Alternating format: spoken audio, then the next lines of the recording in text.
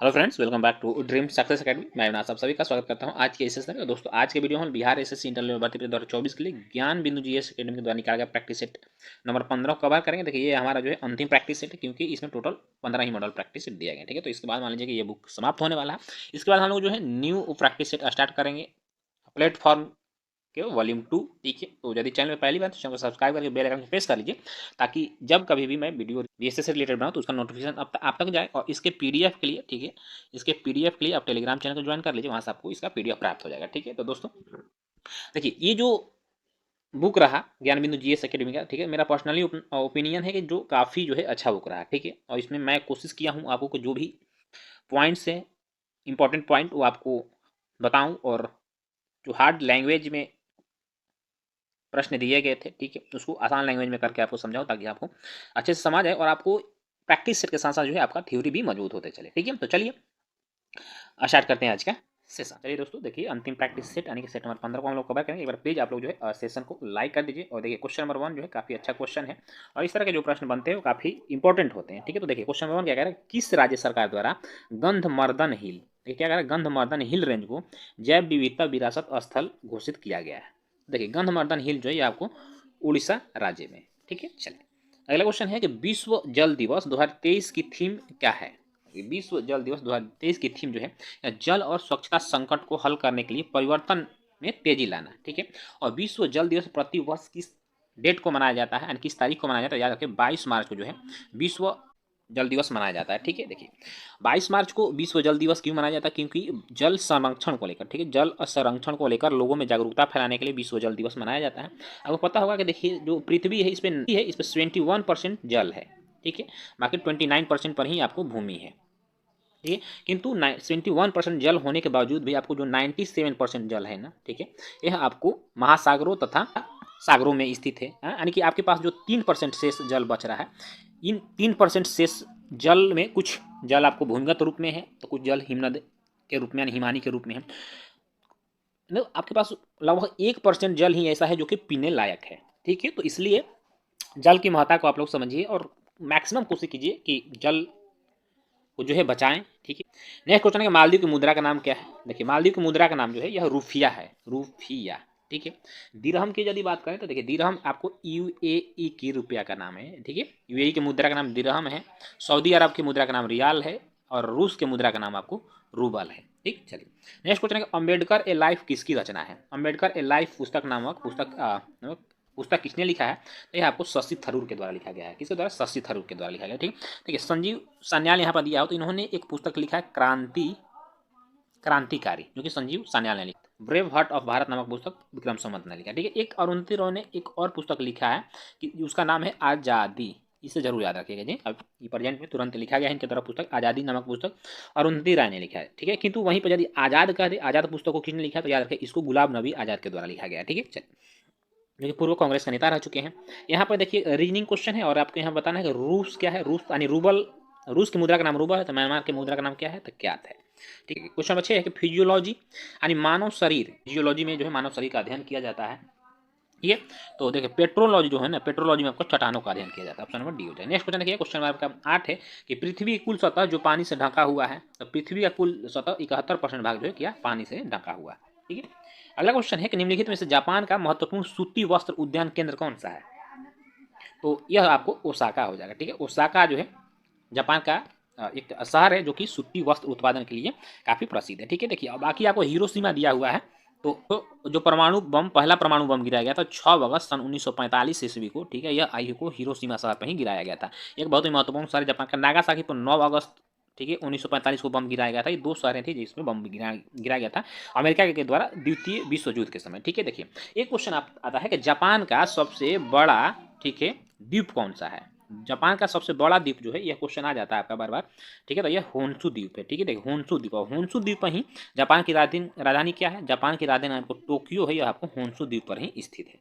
ठीक है, एक क्वेश्चन आता है कि होकाइडो द्वीप तथा सखालिन द्वीप को कौन सा जल संधि जो अलग करता है। क्वेश्चन जो है ना दोस्त बहुत अच्छा क्वेश्चन है। होकाइडो द्वीप तथा सखालिन द्वीप, देखिए सखालिन द्वीप कहाँ है, सखालिन द्वीप आपको यह रूस में है, और होकाइडो द्वीप यह आपको जापान में है। ठीक है, इन दोनों द्वीपों को कौन सी जो है बीच में मान लीजिए जल संधि है, कौन सी जल संधि अलग करती है, तो इसे लापरेज, लापरेज जल संधि जो है लापरेज जल संधि अलग करती है। ठीक है, चलिए अगला क्वेश्चन देखिएगा। क्वेश्चन नंबर 10 है कि उज्बेकिस्तान के एक अल बरूनी ने किस शताब्दी में भारत की यात्रा की थी?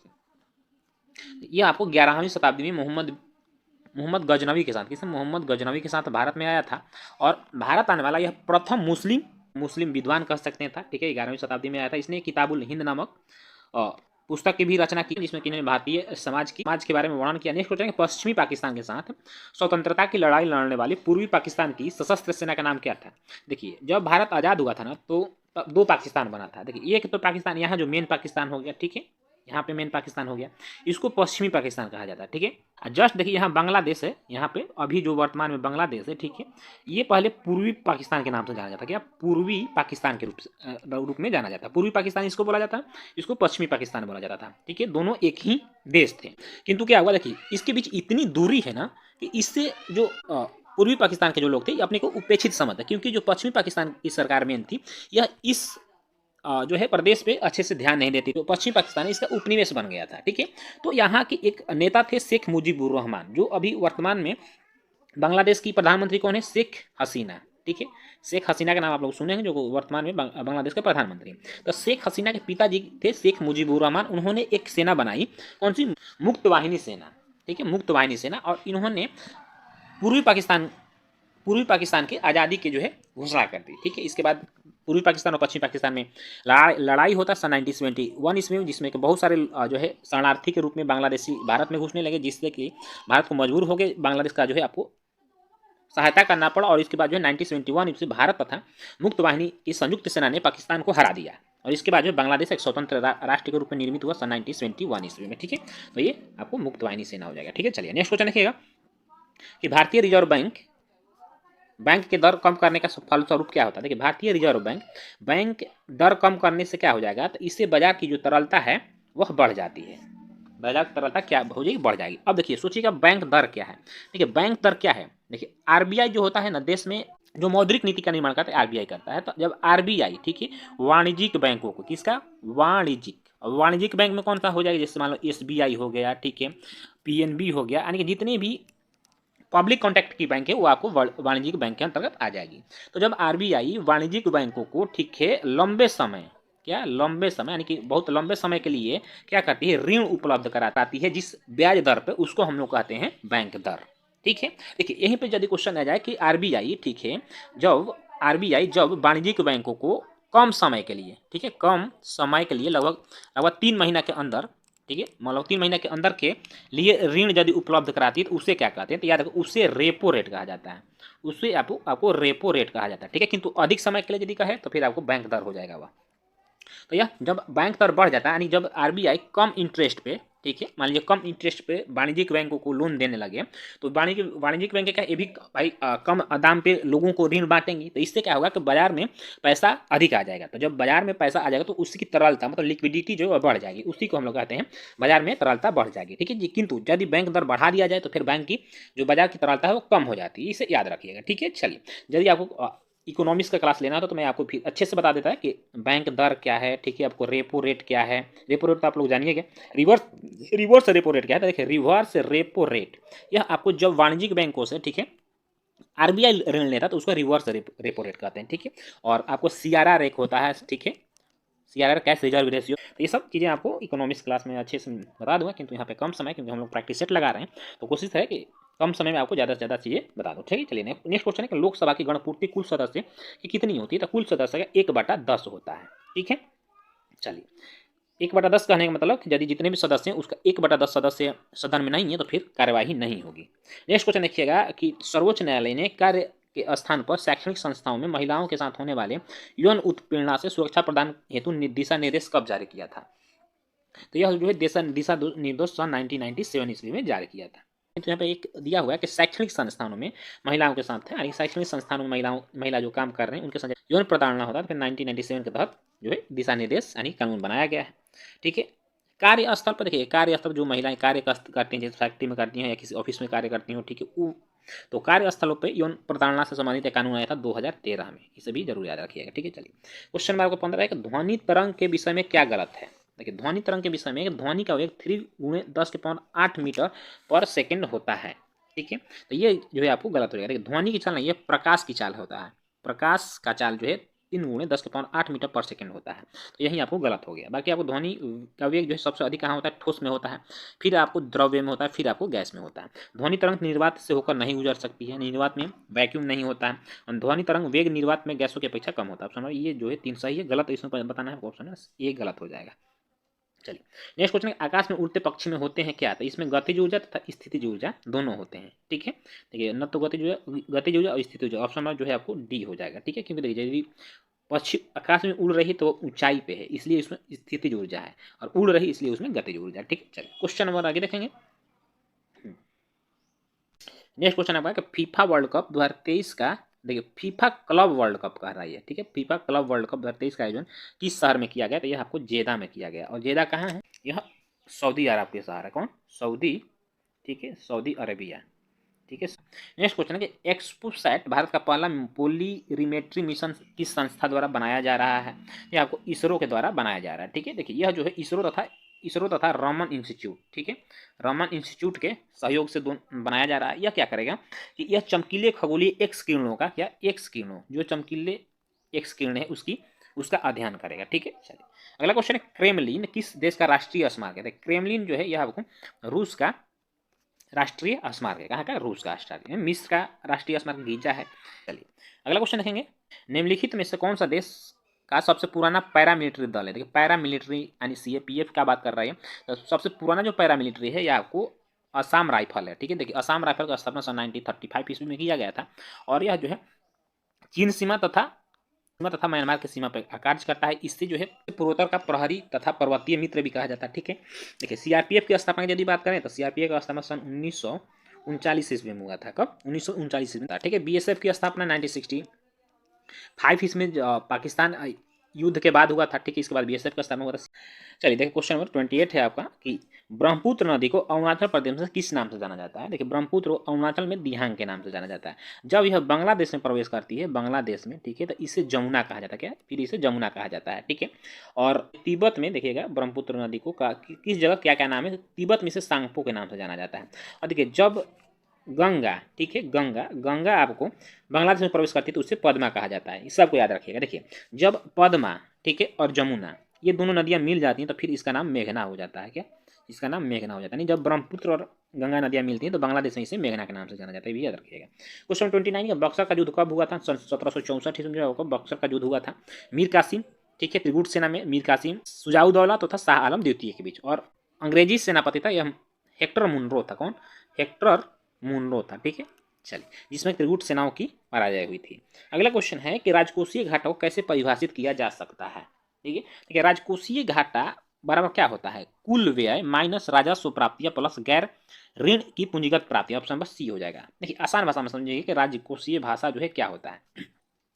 मान लीजिए सरकार है, सरकार ही आपको राजकोषीय घाटा निकालती है। देखिए सरकार का जब आय, ठीक है, आय से अधिक व्यय हो जाता है, ठीक है, अधिक आय से अधिक व्यय हो जाता है तो यह राजकोषीय घाटा कहलाता है। अब कहने का मतलब देखिए सरकार की आय है 100 रुपया और सरकार खर्चा कर दे रहा है 120 रुपया, तो जो 20 रुपया का अंतर आ रहा है यह क्या हो जाएगा, यही आपको राजकोषीय घाटा हो जाएगा। ठीक है, तो सिंपल से समझिए, यदि सरकार की कुल आय उसके व्यय से कम रह जाती है तो इसे ही राजकोषीय घाटा कहते हैं। ठीक है, चलिए अगला क्वेश्चन देखिएगा कि भारतीय संविधान की 8वीं अनुसूची मूल रूप से कितनी भाषाएं थी। देखिए 8वीं जो अनुसूची थी ना, इसमें मूल रूप से पूछ रहा है जब हमारा संविधान बना था तब कितनी भाषाएं थी, तो उसमें टोटल 14 भाषाएं थी। कितनी, 14 भाषाएं थी। देखिए काफी इंपॉर्टेंट क्वेश्चन है यहाँ से। इसके बाद अभी वर्तमान में कितनी है, वर्तमान में 22 भाषाएं हैं, गई हैं। कौन कौन सी भाषा जोड़ी है, तो देखिए क्वेश्चन आपसे पूछेगा तो याद रखिए 21वां संविधान संशोधन हुआ था सन 1967 ईस्वी में। ठीक है, इसके तहत भाषा में एक और भाषा जोड़ा गया, सिंधी भाषा जोड़ा गया। ठीक है, फिर आपको इसके बाद होता है 71वां संविधान संशोधन। कब होता है, 1992 ईस्वी में। इसके तहत जो है संविधान में 3 भाषाएं जोड़ी गई, कोंकणी, नेपाली, मणिपुरी। कौन, कोंकणी जो कि आपको कहाँ बोली जाती है, हम महाराष्ट्र और गोवा जाता है। ठीक है, मणिपुरी बोली जाती है। ठीक है, मणिपुरी और नेपाली, ये 3 भाषाएं जोड़ी गई। कितने, 3 1 4, आप कितने 14 4 आपको 18 भाषाएं होंगी। फिर आपको संविधान संशोधन होता है 92वां संविधान संशोधन 2003 ईस्वी में होता है। ठीक है, इसके तहत और 4 भाषाओं को, जिसमें कि बोडो था, ठीक है, डोंगरी था, ठीक है, इसके बाद मैथिली था, मैथिली और संथाली, इन 4 भाषाओं को 8वीं अनुसूची में और जोड़ा गया। तो आप कितने हो गए? 18 और 4 आपको टोटल 22 भाषाएं जो है वर्तमान में 22 भाषाएं, मूल रूप से 14 भाषाएं थी। ठीक है, चलिए नेक्स्ट हो जाएगा रेफ्रिजरेटर में खाद्य पदार्थ ताज़ा रखने हेतु सुरक्षित तापमान क्या है? 4 डिग्री सेल्सियस से। ठीक है, रेफ्रिजरेटर में कौन सा गैस होता है आप हमें कमेंट में बताइए। नेक्स्ट क्वेश्चन है द्रव बूंद की संकुचित होकर न्यूनतम क्षेत्र घेरने की प्रवृत्ति क्या कहलाता है? तो ये आपको पृष्ठ तनाव कहलाता है। ठीक है, किसिकत्व में जो है अब लालटेन देखोगे, लालटेन जब जलता है तो ऑयल जो है ऊपर चढ़ता है तो यह किसिकत्व के कारण होता है। ठीक है, या पौधों में जो पानी का अवशोषण होता है यह भी किसिकत्व के कारण होता है। ठीक है, श्यानता मतलब गाढ़ापन होता है। अगला क्वेश्चन देखिएगा कि केंद्रीय मंत्री सर्बानंद सोनोवाल ने 5 जून को भारत के पहले अंतर्राष्ट्रीय क्रूज पोत को हरी झंडी दिखाई। उसका नाम बताना होगा, उसका नाम क्या था? तो उसका नाम को MV एम्प्रेस था। ठीक है, जो कि भारत और श्रीलंका के बीच चलने वाला क्रूज पोत है। ठीक है, अगला क्वेश्चन है कि सोलर अल्ट्रावायलेट इमेजिंग टेलीस्कोप का निर्माण किसके द्वारा किया गया है? तो यह जो है आपको IUCAA के द्वारा किया गया है। ठीक है, चलिए क्वेश्चन नंबर 39 है उच्च न्यायालय के न्यायालय परिसरों में इलेक्ट्रॉनिक साइनेज सिस्टम स्थापित किए गए, इसे क्या कहा जाता है? तो इसको आपको जस्टिस क्लॉक कहा जाता है। कंबाला क्या है? तो कंबाला देखिए भैंसों की दौड़ है जो कि आपको कर्नाटक राज्य में होती है। क्या? कर्नाटक राज्य में होता है। ठीक है, चलिए अगला क्वेश्चन है कि संयुक्त राष्ट्र कब अस्तित्व में आया था? देखिए संयुक्त राष्ट्र 24 अक्टूबर सन 1945 ईस्वी को सेकेंड वर्ल्ड वार के समाप्ति के बाद में आया था। ठीक है, इसका मुख्यालय आपको यदि पूछ दे तो मुख्यालय संयुक्त राष्ट्र का मुख्यालय आपको न्यूयॉर्क में है और यह 39 मंजिला बिल्डिंग है जो कि USA के मैनहट्टन द्वीप पे है। कहाँ?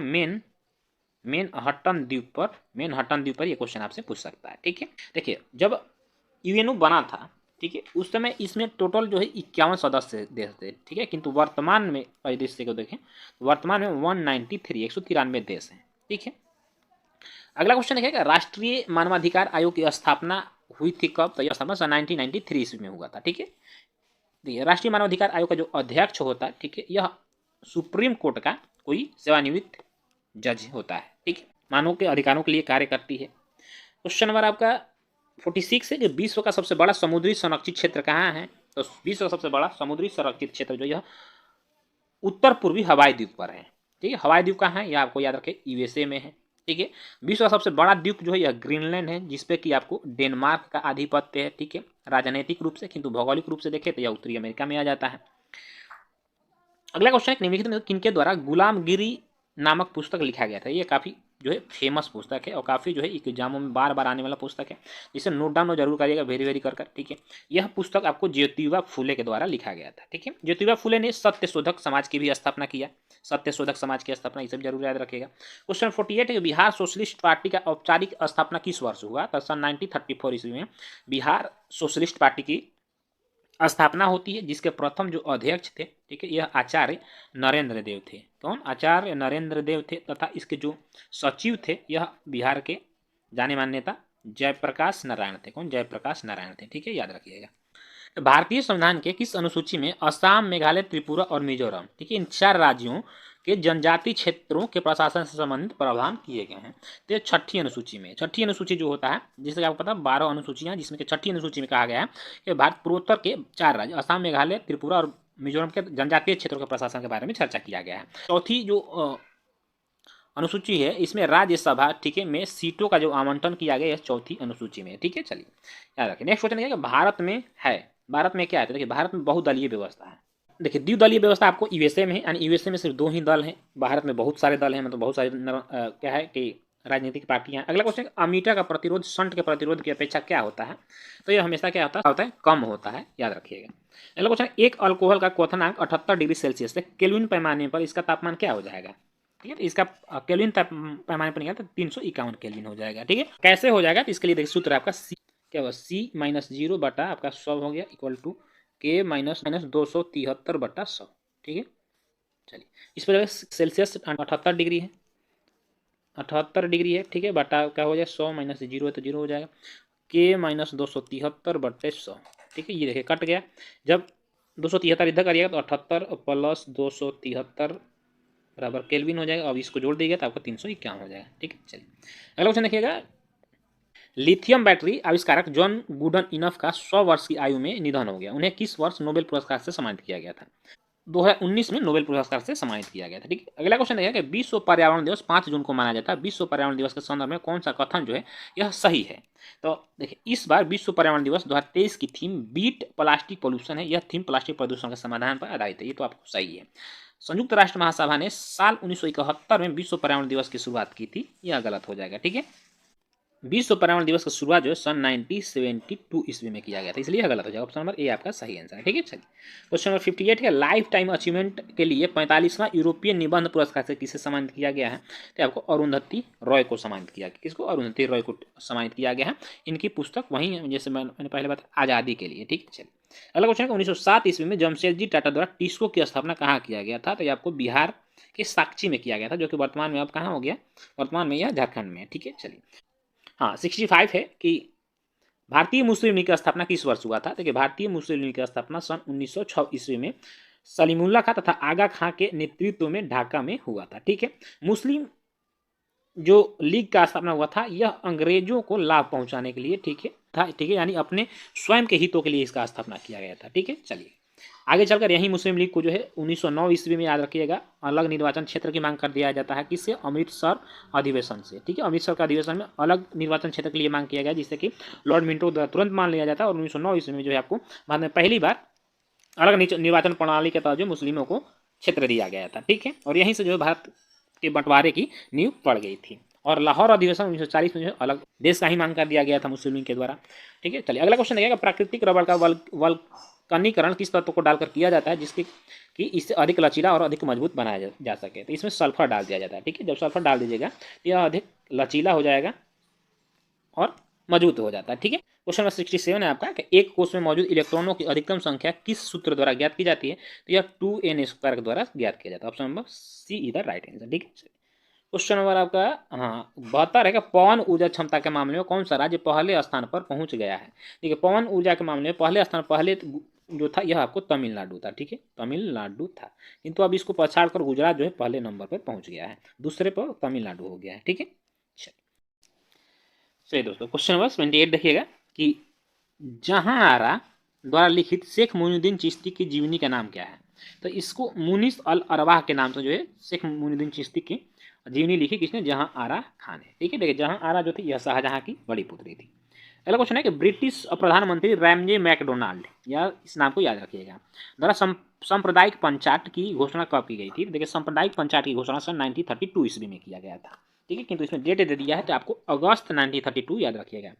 देखिए, अब इस सांप्रदायिक पंचायत का इसे समझना बहुत जरूरी है। देखिए, सांप्रदायिक पंचायत के तहत क्या किया गया था कि भारत को एक बार फिर से बांटने की कोशिश की गई थी। जैसे कि मुस्लिम लीग को अलग निर्वाचन मंडल दिया गया था, ठीक उसी तरह से भारत में जो भी भारत में दलित थे, ठीक है, दलित वर्ग को क्या किया गया इसके द्वारा कि हिंदुओं से अलग मानकर इनके लिए अलग निर्वाचन मंडल की जो है व्यवस्था करने की बात की गई थी, जिससे कि गांधी जी जो है इस बात को समझ गए और गांधी जी ने भाप लिया इस बात को कि ये फिर से राजनीति कर रहे हैं अंग्रेज भारत को तोड़ने का। ठीक है, तो गांधी जी इस चीज़ से नाराज हो गए और गांधी जी ने आमरण अनशन यरवदा जेल, जो कि पुणे में है, पुणे की यरवदा जेल में आमरण अनशन कर दिया कि जब तक इस पंचायत को वापस नहीं लिया जाएगा मैं जो है आमरण अनशन करते रहूँगा। ठीक है, इससे फिर जो है गांधी जी के प्रति लोगों में स्नेह बढ़ता गया और अम्बेडकर जो थे इनके जो है पक्ष में थे, किसके? सांप्रदायिक पंचायत के। ठीक है, किंतु फिर देखिए कि नहीं ये तो गलत हो जाएगा। फिर आपको पूना पैक्ट होता है। क्या पूना पैक्ट होता है? कब? आपको 24 सितंबर, ये डेट याद रखिएगा। जो पॉइंट है मैं इंपॉर्टेंट है, मैं बता रहा हूँ, ये क्वेश्चन बार बार आपको एग्जाम में आता है। 24 सितंबर सन 1932 ईस्वी को पूना पैक्ट होता है यरवदा जेल में, किसके बीच? गांधी जी के बीच और बी आर अम्बेडकर के बीच में, जिसमें यह सहमति बनी कि नहीं अलग निर्वाचन मंडल की मांग ना करिए। इसके जगह में जो विधान सभाएं हैं या विधान परिषद, उसमें जो है एससी, ठीक है, तथा एसटी के लिए सीटों की संख्या जो है बढ़ा दी गई। ठीक है, तो इसके तहत बात बनी और फिर रामजे सांप्रदायिक पंचायत को जो है मानने से इनकार कर दिया गया। तो यह लाया गया था अगस्त 1932 ईस्वी में। अगला क्वेश्चन है कि परमाणु ऊर्जा संयंत्रों में विद्युत उत्पन्न करने के लिए किस समस्थानी का उपयोग किया जाता है? ठीक है, तो इसमें यूरेनियम जो है 238 का प्रयोग किया जाता है। ठीक है, चलिए कोबाल्ट 60 का प्रयोग कैंसर रोधी में किया जाता है। अगला क्वेश्चन देखिए, क्वेश्चन नंबर आपका अगला है 81 की रदरफोर्ड के अल्फा प्रकीर्णन प्रयोग ने दर्शाया कि नाभिक में परमाणु का द्रव्यमान और धन आवेशित कण केंद्रित है। सही है। इलेक्ट्रॉन ऋण आवेशित होते हैं। आपका ऑप्शन नंबर बी तो सही होगा। देखिए, ऑप्शन नंबर ए का इलेक्ट्रॉन ऋण आवेशित होता है, यह तो ऋण आवेशित होता है, सही है, किंतु इसको रदरफोर्ड ने दिया था ऋण आवेशित, इसने बताया, जे थॉमसन ने बताया। ठीक है, तो हमें सिर्फ रदर के बारे में बताया था। नाभिक में न्यूट्रॉन होते हैं, नाभिक में प्रोटॉन तथा न्यूट्रॉन दोनों होते हैं, ठीक है, प्रोटॉन तथा न्यूट्रॉन दोनों होते हैं। परमाणु का अधिकांश स्थान रिक्त होता है, देखिए ये सही है, ऑप्शन नंबर 2 और 4 जो है आपका सही हो जाएगा, इसको रदरफोर्ड ने सही बताया था, ठीक है। चलिए क्वेश्चन नंबर आपका अगला है कि राजा राजा राममोहन राय को राजा की उपाधि किसने दिया था? तो इसको राजा की उपाधि जो अकबर द्वितीय ने दिया था। राजा राममोहन राय को अकबर द्वितीय ने राजा की उपाधि दिए थे। राजा राममोहन राय को भारतीय पुनर्जागरण का पिता कहा जाता है, ठीक है, या पैगंबर कहा जाता है, याद रखिएगा। राजा राममोहन राय ने सन 1828 ईस्वी में ब्रह्म समाज की स्थापना, 1815 ईस्वी में आत्मीय समाज की स्थापना और 1829 ईस्वी में इनके प्रयासों से जो है सती प्रथा को प्रतिबंधित किया गया था लॉर्ड विलियम बेंटिंक के द्वारा, ठीक है, ये भी याद रखिएगा। चलिए अगला क्वेश्चन देखिएगा, अनुसूचित जातियों और जनजातियों और अन्य दुर्बल वर्गों के शिक्षा और अर्थ संबंधी हितों की अभिवृद्धि के लिए किस अनुच्छेद में चर्चा किया गया है? तो अनुच्छेद 46 में चर्चा किया गया है, ठीक है। चलिए आर्टिकल 30 में जो है ये अपने लिए अलग शिक्षण संस्थान के प्रावधान कर सकते हैं। आर्टिकल 44 जो है यह समान नागरिक संहिता से संबंधित है, ठीक है। चलिए अगला क्वेश्चन है, एक अधातु जो कमरे के तापमान द्रव के रूप में मिलती है तो आपको ब्रोमीन हो जाएगा, ठीक है। किंतु कमरे के ताप पर यदि आपको धातु पूछे थे, कमरे के ताप पर धातु जो द्रव अवस्था में पाया जाता है तो यह आपको Hg हो जाएगा, Hg यानी पारा हो जाएगा, ठीक है, ये भी याद रखिएगा। अगला क्वेश्चन, कोशिका की खोज सर्वप्रथम किसने किया था? देखिए कोशिका की खोज सबसे पहले जो है रॉबर्ट हुक के द्वारा किया गया था। इन्होंने मृत कोशिका की खोज की थी, ठीक है। जीवित कोशिका की खोज लिवेन हॉक के द्वारा किया गया था, इसे भी याद रखिएगा। नेक्स्ट क्वेश्चन देखिएगा, क्वेश्चन है कि निम्न में से कौन सुमेलित है, बताना होगा। देखिए भारत शासन अधिनियम 1892 के तहत प्रतिनिधि सरकार की स्थापना की गई, आपको सही है। भारत शासन अधिनियम 1892 के द्वारा जो है प्रतिनिधि सरकार की स्थापना की गई और इसी के तहत जो है आपको बजट पर याद रखिएगा 1892 के तहत जो है बजट पर बहस करने का अधिकार दिया गया। किसमें? बजट पर बहस करने का अधिकार दिया गया। अप्रत्यक्ष निर्वाचन प्रणाली की शुरुआत की गई। कौन सा? अप्रत्यक्ष, याद रखिए अप्रत्यक्ष निर्वाचन प्रणाली की शुरुआत की गई, ठीक है। तो ये तो आपका सही हो जाएगा। देखिए मार्ले मिंटो सुधार 1909 के तहत जो सांप्रदायिक प्रतिनिधित्व किया गया था, ठीक है, यानी कि अलग मुस्लिम लीग के लिए अलग निर्वाचक मंडल का स्थापना किया गया था 1909 के तहत। तो ये तो आपका केंद्र द्वैध शासन दिया तो गलत हो जाएगा। केंद्र द्वैध शासन 1935 ईस्वी के तहत केंद्रों में द्वैध शासन लागू किया गया था और मॉन्टेग्यू चेम्सफोर्ड सुधार अधिनियम के तहत आपको प्रांतों में द्वैध शासन लागू किया गया था। तो ये एक दूसरे के विपरीत दिया हुआ, सिर्फ सुमेलित आपको ऑप्शन नंबर ए है, ठीक है। चलिए पहली बार महिलाओं को वोट देने का अधिकार कब दिया गया था? तो पहली बार महिलाओं को वोट देने का अधिकार सन 1919 ईस्वी को भारत शासन अधिनियम के तहत दिया गया था, इसे जरूर याद रखिएगा, ठीक है। चलिए नेक्स्ट क्वेश्चन देखिएगा कि शहतूत का खाने योग्य भाग कौन सा है? तो शहतूत का जो खाने योग्य भाग है यह आपको परिदल पुंज है। कौन सा? याद रखिएगा परिदल पुंज है, ठीक है। चलिए देखिए अगला क्वेश्चन आपका, निम्नलिखित में से किस एंजाइम का प्रयोग जेनेटिक इंजीनियरिंग में डीएनए को विशिष्ट स्थानों से काटने में किया जाता है? तो इसके लिए रेस्ट्रिकशन का प्रयोग किया जाता है, ठीक है। इसका प्रयोग डीएनए को काटने के लिए, और डीएनए को काटने का मतलब ये नहीं कि डीएनए को काट दिया जाता है, इसका मतलब है डीएनए में यदि बदलाव करना हो तो आपको इस जो है रेस्ट्रिकशन का प्रयोग किया जाता है, ठीक है। चलिए नेक्स्ट क्वेश्चन है क्वेश्चन नंबर 105 है, निम्नलिखित में कौन एक प्रेरित अनुकुंचन गति का उदाहरण नहीं है? ये हो जाएगा औधकुंचन हो जाएगा। नेक्स्ट क्वेश्चन, निम्नलिखित में किसने business at the rate speed of thought पुस्तक लिखी है? तो यह बिल गेट्स के द्वारा लिखा गया है, ठीक है। और यह जो है आपको याद रखें माइक्रोसॉफ्ट के क्या है, माइक्रोसॉफ्ट के संस्थापक भी हैं, ठीक है।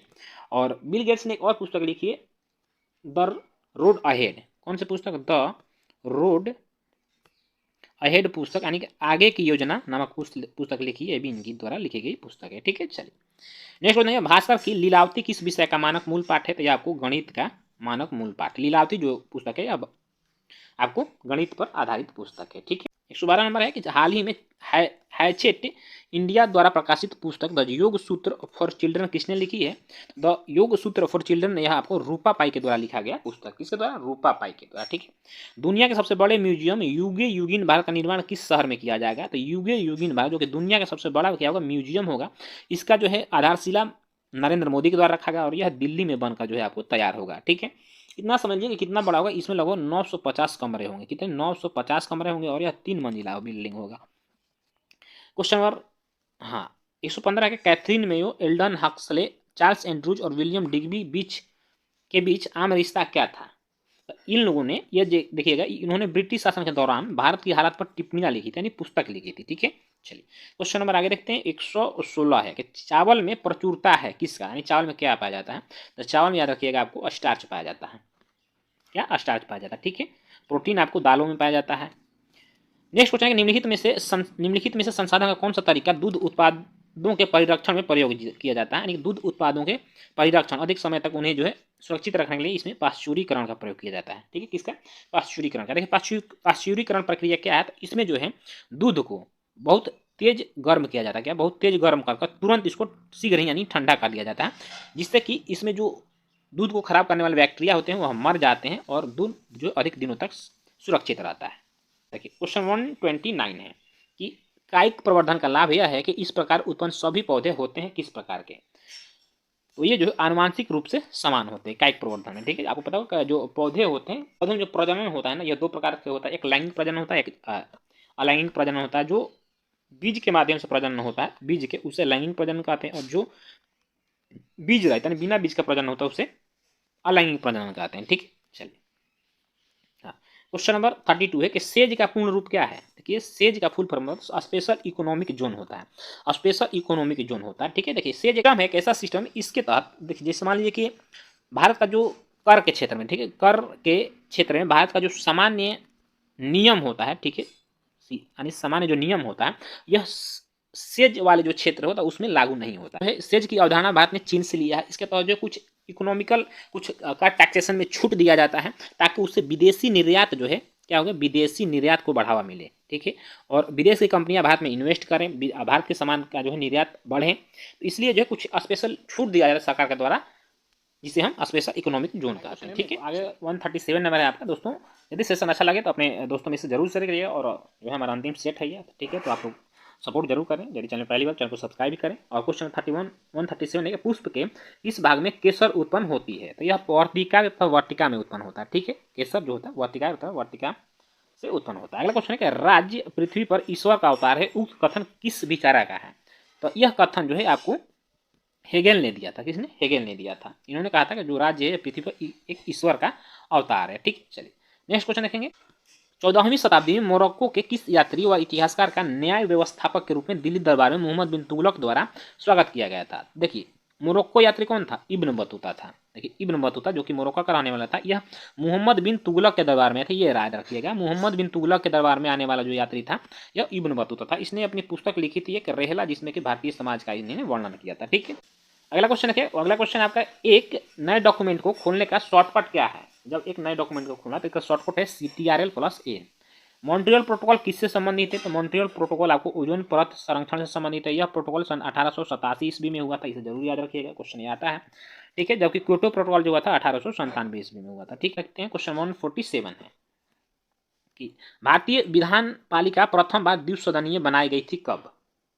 तो यह जो 1900 यानी कि जो प्रांतों में दोहरी शासन लगाया गया था, दोहरी शासन, वो आपको 1919 ईस्वी के भारत सरकार अधिनियम के द्वारा लगाया गया था। जबकि केंद्र में यदि पूछ दे केंद्र में, तो केंद्र में आपको 1935 को भारत सरकार अधिनियम के द्वारा लगाया गया था। ठीक है, चलिए नेक्स्ट क्वेश्चन देखिए। क्वेश्चन नंबर 148 है कि नीचे दिए गए कूट का प्रयोग करते हुए सूची 1 को सूची 2 से सुमेलित करना है। यहाँ पे यानी संवैधानिक प्रावधान दिया गया और स्रोत दिया गया है कि वह किस देश से लिया गया है। देखिए विधि का जो शासन है ना, यह आपको इंग्लैंड के संविधान से लिया गया है। विधि द्वारा स्थापित प्रक्रिया जो है यह आपको जापान के संविधान से लिया गया है। राष्ट्रपति के विचारार्थ राज्यपाल द्वारा विधेयक सुरक्षित रखने का जो स्रोत है ये आपको कनाडा के संविधान से लिया गया। और उभयनिष्ठ यानी समवर्ती सूची जो है ये आपको ऑस्ट्रेलिया के संविधान से लिया गया था। A का 2 हो गया, B का 3 हो गया, C का 4 हो गया। ठीक है, A का 2, B का 3, C का 4। ऑप्शन नंबर क्या हो जाएगा आपका? Option number D is the right answer हो जाएगा। ठीक है, ऑप्शन नंबर D आपका सही आंसर है। ठीक है, अगला क्वेश्चन है कि निम्नलिखित में से कौन सी जोड़ी जो है संस्था और संविधान के अनुच्छेद से सुमेलित है? ठीक है, भारत का सर्वोच्च न्यायालय का संबंध जो आर्टिकल 124 से है, तो ये तो सुमेलित नहीं है। भारत का निर्वाचन आयोग का संबंध जो है 324 से है। ठीक है, ये आपका सही है। भारत का निर्वाचन आयोग का संबंध अनुच्छेद 324 है, ये आपका सही है। संघीय लोक सेवा आयोग यानी कि यूपीएससी की यह बात कर रहा है। ठीक है, यूपीएससी की चर्चा आर्टिकल 315 में किया गया है, तो ये भी सुमेलित नहीं है। और महाधिवक्ता जो राज्य में होता है इसका संबंध आर्टिकल 165 में, तो ये भी सुमेलित नहीं। तो ऑप्शन नंबर जो बी है आपका सिर्फ सुमेलित है। ठीक है, चलिए नेक्स्ट क्वेश्चन देखें। क्वेश्चन नंबर 150 है कि संविधान के उद्देश्य के संबंध में निम्न कथन पर विचार कीजिए और दिए गए कूट की सहायता से सही उत्तर का चयन करें। पंडित नेहरू द्वारा प्रस्तुत उद्देश्य प्रस्ताव अंततोगता उद्देश्य बनाए सही है। ठीक है, जो उद्देश्य प्रस्ताव इन्होंने प्रस्तुत किया तो वहीं आपको प्रस्तावना बना। इसकी प्रकृति न्याय योग्य नहीं है, यह भी आपका सही है। और इसका संशोधन नहीं किया जा सकता, देखिए ये गलत है। इसका संशोधन किया जा सकता है और इसमें एक बार जो 1976 में जो 42वां संविधान संशोधन हुआ उसके तहत प्रस्तावना में एक बार संविधान संशोधन हुआ जिसके तहत 3 शब्दों को जोड़ा गया था। ठीक है, तो इसमें संशोधन किया जा सकता है, ये तो गलत हो गया आपका। और संविधान के विशिष्ट प्रावधान को यह रद्द नहीं कर सकता है। सही है, और ऑप्शन नंबर डी भी सही है, अगर आपका सही हो जाए। ठीक है, तो दोस्तों इस तरह से आज का जो हमारा सेशन है सेट है प्रैक्टिस सेट समाप्त होता है। आज का जो सेशन आपको कैसा लगा कमेंट करके जरूर बताइएगा। और देखिए हमारा अंतिम प्रैक्टिस सेट है, इसलिए आप अपना फीडबैक जरूर दें, और अच्छा लगा तो अपने दोस्तों में जरूर शेयर करिएगा। चैनल पहली बार चैनल को सब्सक्राइब करके बेल आइकन जरूर प्रेस करिए, ताकि इस तरह का वीडियो आपको मिलता रहे। कड़ी मेहनत कभी देखिए बेकार नहीं जाती, इसलिए कड़ी मेहनत कीजिए, सफलता आपके कदमों में होगी। तो फिर मिलेंगे नेक्स्ट एपिसोड में। जय हिंद, वंदे मातरम।